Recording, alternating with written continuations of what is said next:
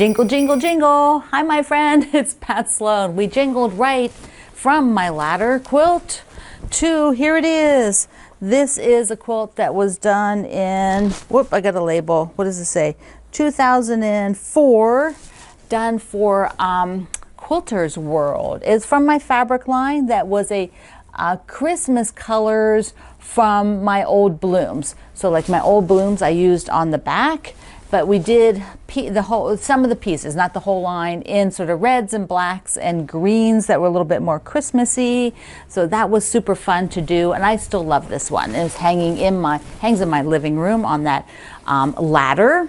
So yesterday was cookie day. So I would love for you to go over to my Facebook group, Kitchen Adventures, not the quilt group. Go to the cooking group, Kitchen Adventures, and tell me about your favorite Christmas cookies. Show me pictures of your Christmas cookies. Are you making Christmas cookies? Yeah, I want to know the whole thing. So tell me, but it has to be in the kitchen group. If you put it in the quilt group, we won't approve it, and we'll tell you to go to the kitchen group. Okay, it's called Kitchen Adventures with Pat Sloan. So you just put Kitchen Pat Sloan and you'll find it. Okay, it is also Happiness is Scrappiness Day, and we're doing the skinny pumpkin. So there's two pumpkins. There's a squatty one and a skinny one, and I have a little tip or a little change because I decided to modify the bottom a little bit for what I have back there on the wall to make it a little more rounded at the bottom. So we'll take a look at that on the other side. Plus you'll see the sashings are up there. So I'm going to talk about that too because we have the directions and all the cutting for the sashings. So I'm getting that started. I don't want to wait any longer, and I have a plan. So we'll go through that. Let's go. So what I want to do today is show you how you can audition to make the pumpkin shape just a little bit different. So let's take a look at that. So there are two pumpkins in the book, and we are working on the tall, skinny one, which looks like that. So this is made just like the book, which is cute, super cute. But I thought, what if I wanted it, and remember, you've got a seam allowance like this, and a seam allowance like that. And so the pumpkin bottom, let me just pin this, the pumpkin bottom is actually not quite as angular as it appears when the block is just, sitting there with the seam allowance is still visible. Same out here. They will all be in about like that. But I still thought, well, and that's great. It works. But I thought, what if I made them a little bit smaller? Like a lot smaller, and maybe varied them, maybe smaller at the bottom and then kept this same size at the top. So what I did was take a 1.5 inch, so it's much smaller, 1.5 inch, and then here's another 1.5 inch. I'm just pinning it into these design boards, which are foam. I got under there. And then instead of doing the small ones at the top, I thought, okay, I'll leave the bigger ones at the top so that it gives it a little bit different dimension. Let me do that. Okay, so now what I'll do, now the small ones at the top would be, they would look like this. Now I have to try to fold this under, right? Try to fold that under a little bit, so you can get an even better picture of what it's going to be. So at the bottom, they're going to be really small indentation. Whoop, get that under there, get that under there. Let's see, maybe I'll just do one. It's hard to audition like that. So here is one. Okay, I'm going to do it. So that's under, this is under, and here is the second one, so that you can get a feel for it'll make it like a little bit chubbier at the bottom. So like that versus like this. So I'm going to go for this layout. Now you could do the, barely rounded at the top and bottom, but I think I like the dimension of it having a slope on the top. All right, so let me just go and sew this and I'll show it to you. And here it is with the smaller and then they will be even a little bit smaller with the seam allowance, and that gives us sort of a chunkier bottom, but I left the top the same. So I like that. I think I'm gonna go with this one, and I will keep the other one. Maybe it'll be the label. I could probably write the stuff within there. So anyways, or also to go in the parts center.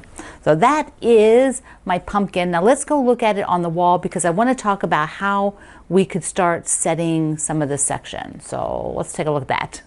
So here are the blocks so far, and there are a couple that we can put together. These two we can put together that I just did, the pumpkin and the big mushroom, and then the star and the chain, that can be put together, and these two. Nothing here is really proportional. There's other stuff and it's spread out. You can see the layout. I'll pop that up right here on the side. You can see the layout. So, but I'm going to go ahead and cut the sashings for those 3 places and sew those units together. So following the pattern, I have cut sashings for as much as I can for everything. This one is the middle, like there'll be another piece on it. The B has the side, the bottom, and the side. Over here I've got a spacer between these two, and on that right side, this is the spacer here, and there's a strip under the star. Now the little mushroom goes into a 4 patch of 4 small blocks like that, so I'm not doing anything with him. I don't like to get too far ahead on these sashings because I don't want to keep track. I'd rather just cut like as I go now. So as I do the next block, if it has anything I can add to it after I've done my picture, I will add it. So I do have to sew all these, but there you go. That's how it's going to look. This is going to really move it along so that by the time I'm done, I've now got sashing added on as much as I can. And as I get strips done, you know, like rows done, can add rows, you know, sew rows together too. So that's awesome.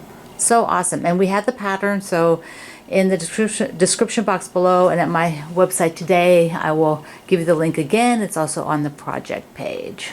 So before we do the Q&A, I want to, I have 2 mail call, and then I want to talk a little bit about some cross stitch stuff because that segues into one of the Q&A questions. So first, let's do the mail call. The first is from Karen in New York. Look at her sticker on the back of the envelope. Karen.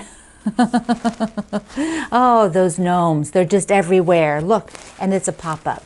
Look how cute that is. So darling.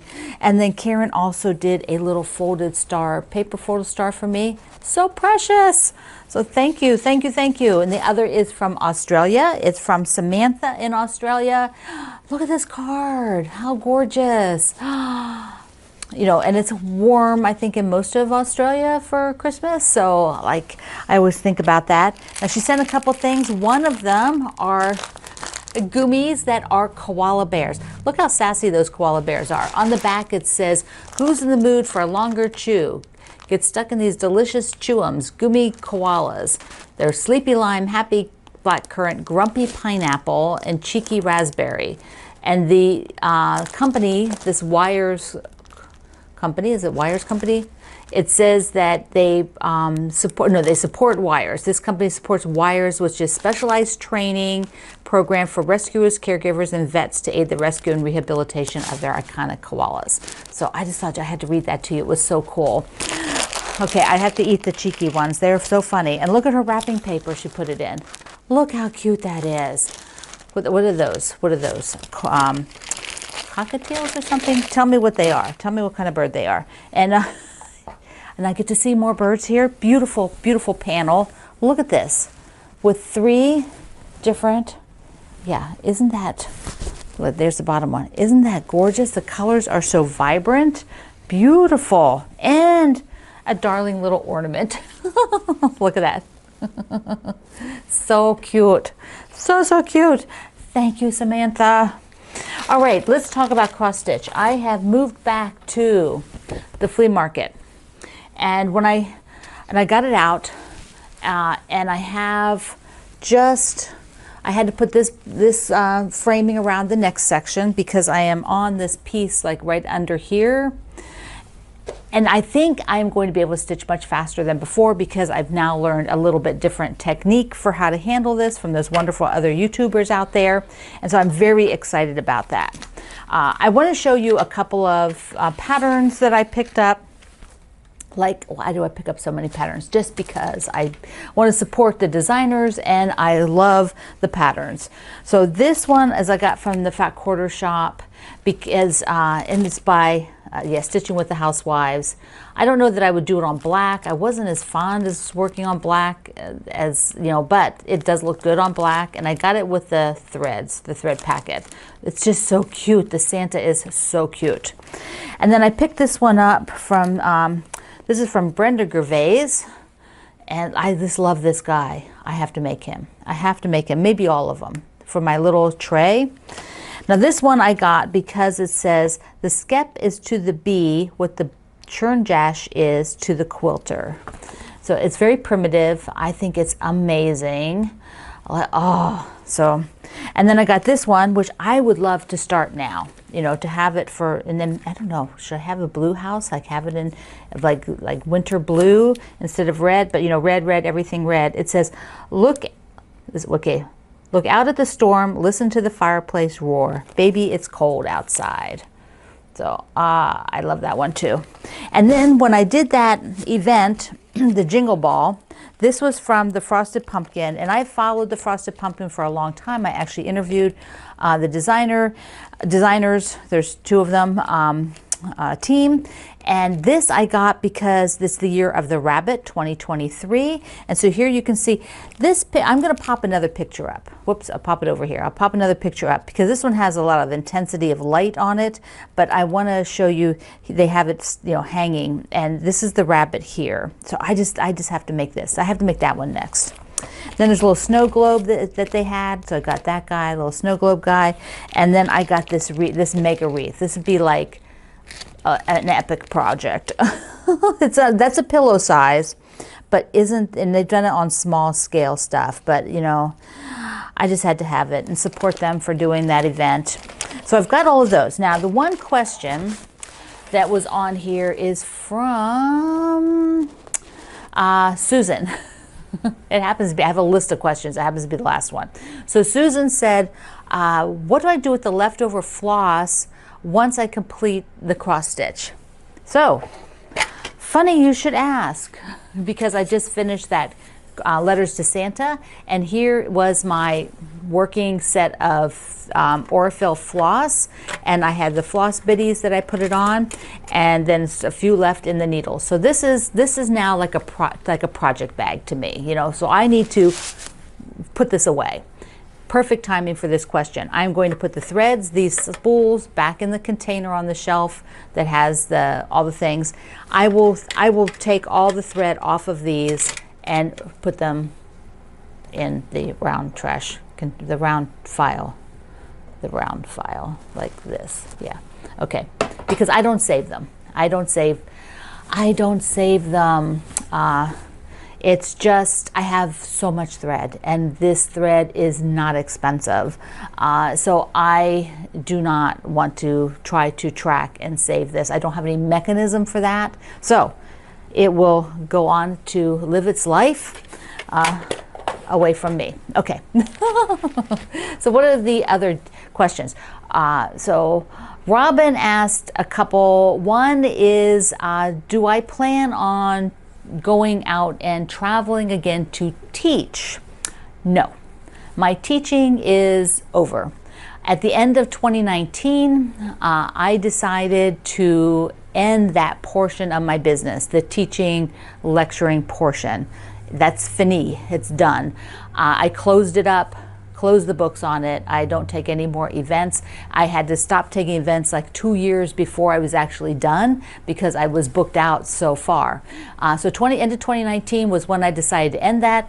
We had COVID happen in 2020, so it was perfect. I didn't have to cancel any events or remake anything. And I'm not taking any new engagements. So you can visit me here at YouTube. This is what I do now. So, and I love it. I love it. Yeah, 20 years on the road was a lot. A long time, a lot of years. We enjoyed it immensely, but that's done. Let's see.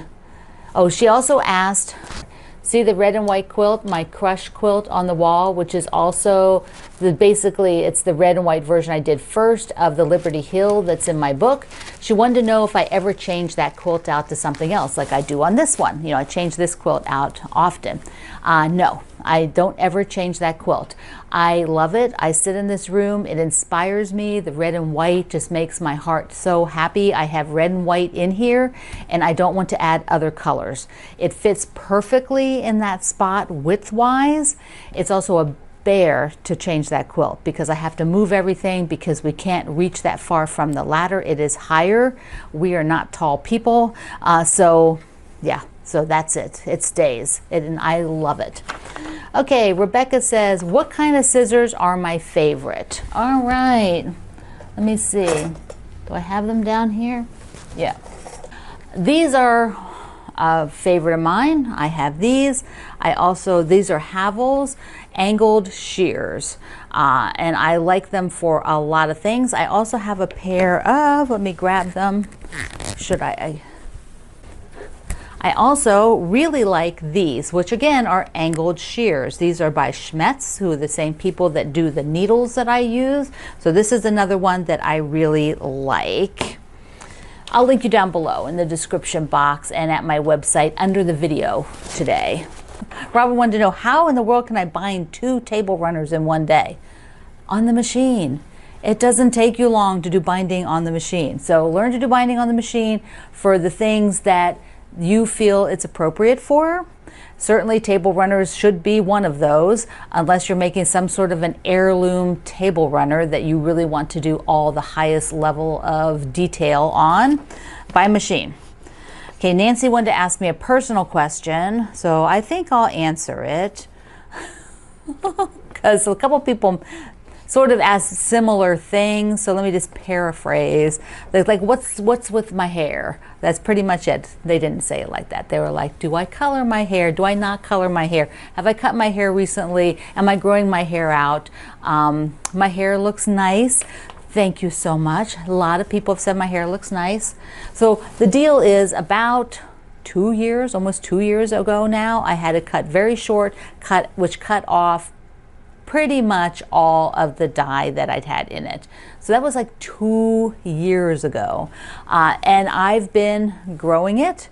The lady who cuts my hair likes short hair, so I've been letting it grow a little bit longer without going in to get it trimmed, because she tends to kept trimming it up to the same size and it wasn't ever growing out. So I like her, she's close, I can walk over there, but I thought I'll just get it a little bit longer and then, you know, we'll be able to keep going on that. And this is the way my hair grows. My hair has gray, it has white, it has silver, it has blonde, it has brown.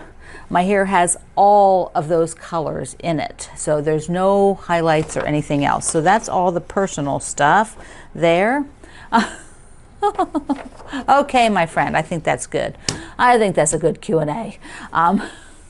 So today you're going to make your pumpkin block. You either can make it just like the pattern, which is this one, or if you want to adjust it a little bit and make it a little wider at the bottom, you can make these squares a little smaller. Either take them down 1/2 inch or take them down a whole inch in size like I did, which is fairly small. You might just want to trim off, you know, to make them 1/2 inch smaller, and it'll be kind of in between mine and this one. So I love you. Mwah. Thank you for being here in the Sloan Zone. I will see you online.